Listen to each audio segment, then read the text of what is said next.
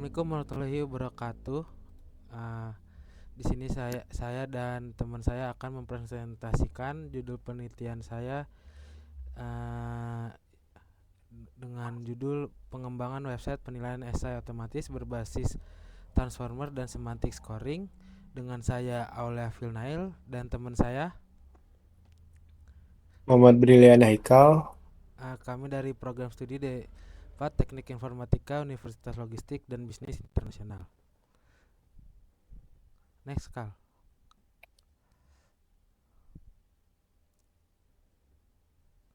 Di sini ada identifikasi masalah pada penilaian. Yang pertama itu adalah penilaian secara manual, memerlukan waktu lama dan cenderung subjektif.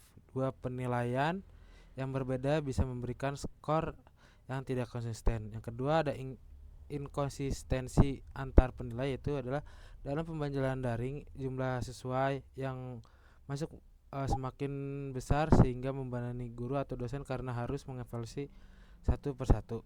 Lalu yang ketiga ada hampir tidak ada ekosistem otomatis yang benar-benar objektif, cepat dan konsisten untuk bahasa Indonesia. Lalu yang ini ada berdasarkan pendekatan paper, people dan place. Yang pertama paper itu penelitian sebelumnya banyak fokus pada aspek semantik saja, belum membangun sistem secara utuh. Lalu people guru-guru sulit menilai esai dalam jumlah besar secara cepat. Lalu place yaitu learning belum ada fitur otomatis. Lanjut. Lalu ada rumusan masalah dan tujuan. Yang pertama, rumusan masalah tersebut adalah bagaimana merancang arsitektur sistem berbasis transformer. Lalu yang kedua ada bagaimana implementasi Indobird untuk memahami konteks esai. Yang ketiga bagaimana integrasi semantik scoring. Yang keempat bagaimana akurasi dibanding penilaian manual.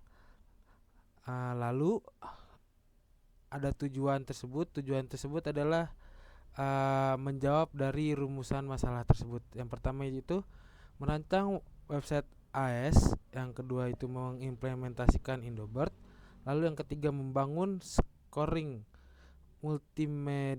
multidimensional, lalu yang keempat ada mengevaluasi performa MAE, RMSE dan QWK. Lanjut, Kak. Lalu yang di sini ada tinjauan pustaka. Dari 8 tinjauan pustaka tersebut, yang pertama ada ANN, SIK Jakarta dari deteksi similaritas, yang kedua Indobird STS MAE 0,1285, yang ketiga Bird Best terbaik, yang keempat Fastech plus NN, lalu yang kelima Sentence Transformer plus LLAMA, lalu yang keenam ada Fastech Bills TM dengan akurasi 80%, namun argumentasi bahasa Indonesia masih belum stabil.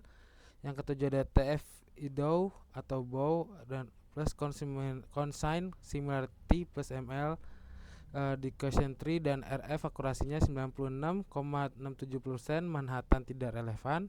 Lalu yang kedelapan ada random forest atau ada bus dengan F1 99%, sangat efektif untuk dataset tidak seimbang.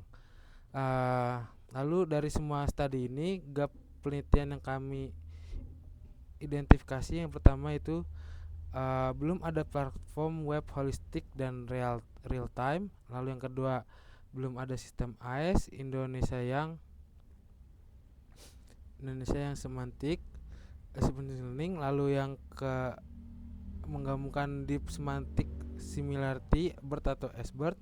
Lalu penilaian machine learning atau deep learning. Lalu yang C nya berjalan secara real time dalam platform web. Lalu yang D ada memiliki pipeline lengkap dari processing, lalu embedding, lalu scoring dan visualisasi.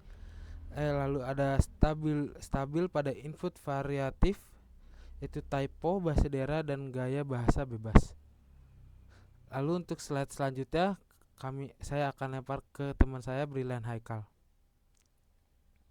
Lalu pada kerangka konseptual, yang dimana pada kerangka konseptual ini menjelaskan cara dari sistem ini, yang dimulai dari dari input SI, lalu dilakukan preprocessing seperti normalisasi teks, lalu selanjutnya akan dari SI ini diproses oleh Indobird untuk menghasilkan embedding yang mempresentasikan makna dari teks tersebut. Lalu ada embedding ini kemudian dianalisis kembali melalui semantic similarity atau lalu disesuaikan lagi juga menggunakan struktur argumen dan kohesi. Dari ketiga aspek yang diberi bobot dan digabungkan dalam weighted scoring sehingga menghasilkan skor akhir serta feedback. Lalu masuk ke dalam hipotesis. Pada hipotesis ini terdapat dua hipotesis yang dimana pada hipotesis awal atau hipotesis yang kosong ini tidak ada perbedaan signifikan antara skor otomatis dan skor manual. Lalu yang pada hipotesis satu ini ada korelasi signifikan dan positif antara penilaian otomatis dan penilaian manual. Lalu pada target performa model yang kami teliti yaitu ada MAE yang dimana MAE ini mean absolute error yang dimana ini kurang dari 0,15 kesalahannya. Lalu ada RMSE yang kesalahannya itu kurang dari 0,25. Dari dasar teorinya menggunakan konsep transformer, semantic similarity, dan AES framework yang umumnya digunakan dalam penelitian internasional. Lalu ada rencana aplikasi atau sistem yang dimana pada rencana aplikasi ini kami menggunakan perencanaan SDLC yang dimana terbagi menjadi 7 tahapan. Yang pertama itu ada planning atau perencanaan. Pada tahap planning ini kami mulai dengan mengidentifikasi kebutuhan utama dari sistem penilaian esai otomatis. Lalu sistem ini harus mampu menerima input esai, memproses konten dengan model NLV, menghitung skor, dan menampilkan hasilnya secara jelas kepada pengguna. Lalu yang kedua itu ada analisis. Setelah kebutuhan dasar diketahui, kami masuk ke tahap analisis teknis.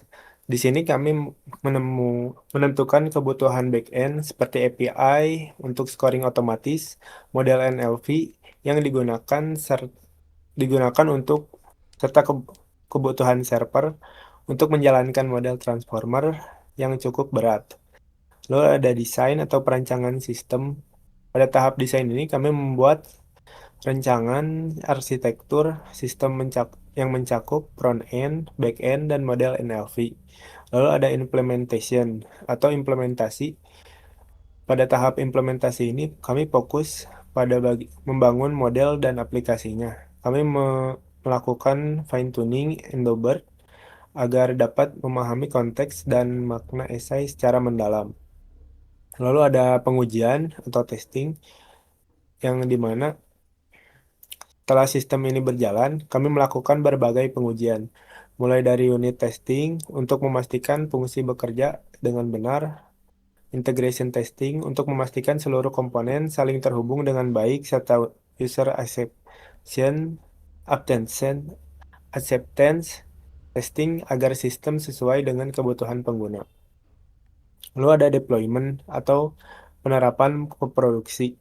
Pada tahap deployment ini, sistem yang sudah dibangun kemudian kami implementasikan ke lingkungan yang produksi.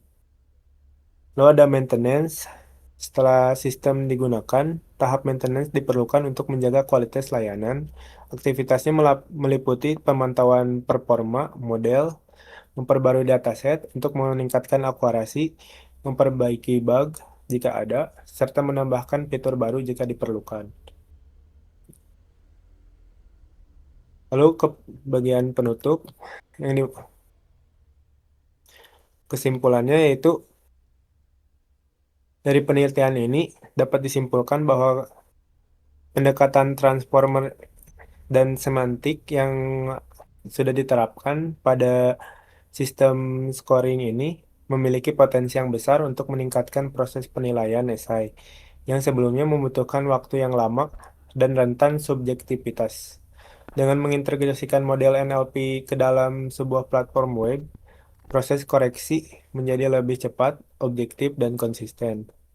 Dan melalui tahapan SDLC yang terstruktur ini, dengan 7 tahapan yang tadi, mulai dari perencanaan, analisis, desain, implementasi, pengujian, dan deployment, dan maintenance. Kami memastikan bahwa sistem yang kami kembangkan ini tidak hanya dapat berjalan dengan baik, tetapi juga siap digunakan dan dikembangkan lebih lanjut. Kami berharap dalam penelitian ini dan pengembangan sistem ini dapat memberikan manfaat yang nyata bagi dunia pendidikan. Cukup sekian dari kami. Wassalamualaikum warahmatullahi wabarakatuh.